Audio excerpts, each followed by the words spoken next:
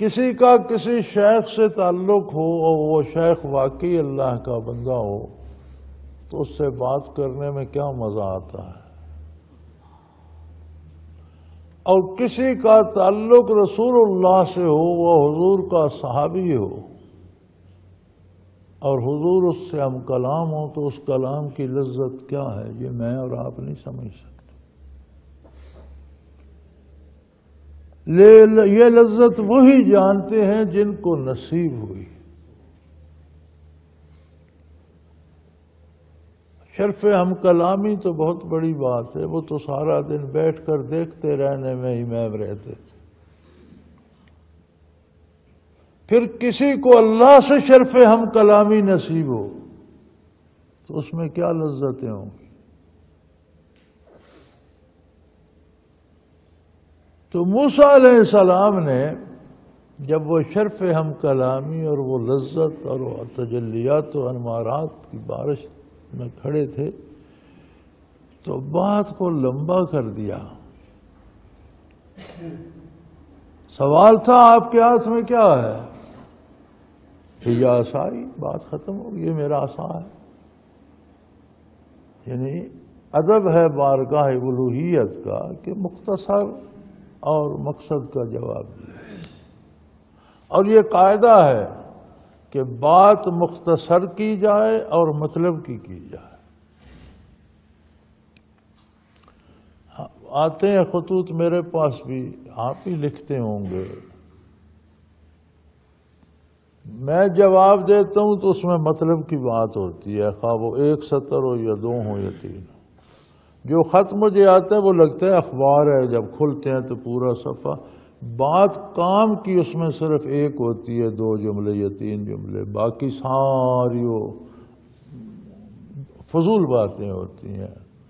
پہلے تو آپ بڑے اچھے ہیں، پھر آپ کو اللہ صحت دے، پھر آپ کو اللہ، آدھا صفحہ تو اس میں خرچ ہو جاتا ہے، پھر 2 جملے اپنی بات کے ہوتے ہیں، پھر آدھا جملہ فضولیات میں۔ تو کیا فائدہ؟ خط لکھنے کا، بات کرنے کا بھی ایک سلیقہ ہے، مختصر ترین ہو اور با مقصد ہو۔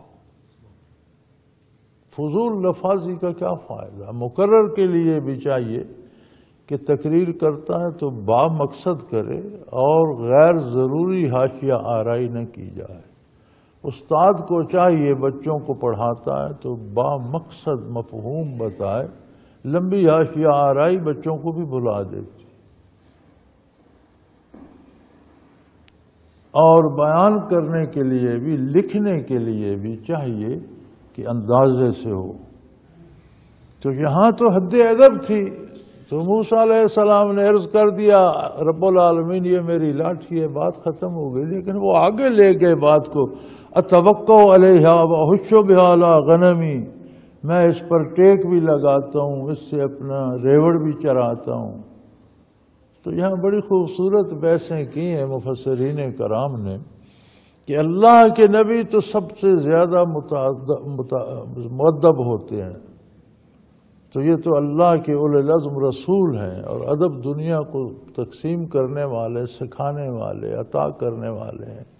تو یہ خود انہوں نے بات لمبی کر دی، یہ میرا عصا ہے، اس پر میں ٹیک لگاتا ہوں، اس سے میں ریوڑ چراتا ہوں۔ تو اتنی لمبی بات کیوں کر دی؟ پھر وہ فرماتے ہیں، وہ کیا خوب شعر ہے کسی کا، بیک لفظ تواں گفتن تمنائے جہان را، ساری دنیا کی بات ایک لفظ میں کی جا سکتی ہے۔ آپ کسی بات کے جواب میں صرف ہاں کہہ دیں یا نہ کہہ دیں، بات ختم ہو جاتی۔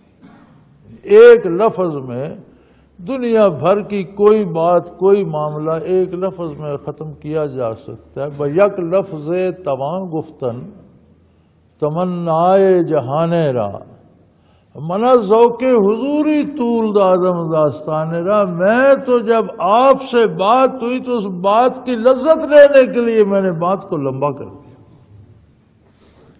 منا ذوق حضوری طول دادم داستان را، میں نے تو حضوری کے شوق میں، شرف ہم کلامی کی لذت میں گم ہو کر بات کو لمبا کر دیا۔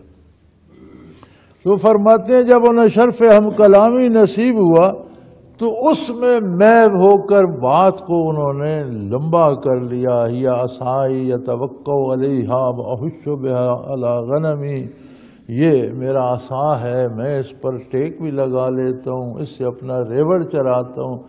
پھر دفعتاً بات کو مختصر بھی کر دیا کہ حد ادب سے نہ گزرے. ولی فیہا معارب اخری، اس سے میں اور بھی بہت سے کام لیتا. یہ انداز ہے نا انبیاء و مرسلین کا کہ ذوق حضوری میں بات کو لمبا بھی کیا، بات کی لذت میں محو ہو گئے، لیکن حد ادب سے آگے نہیں جانے دیا، یکدم ختم بھی کر دیا کہ اور بھی بہت سے کام اس سے لے. تو اب وہ کام نہیں گنائے.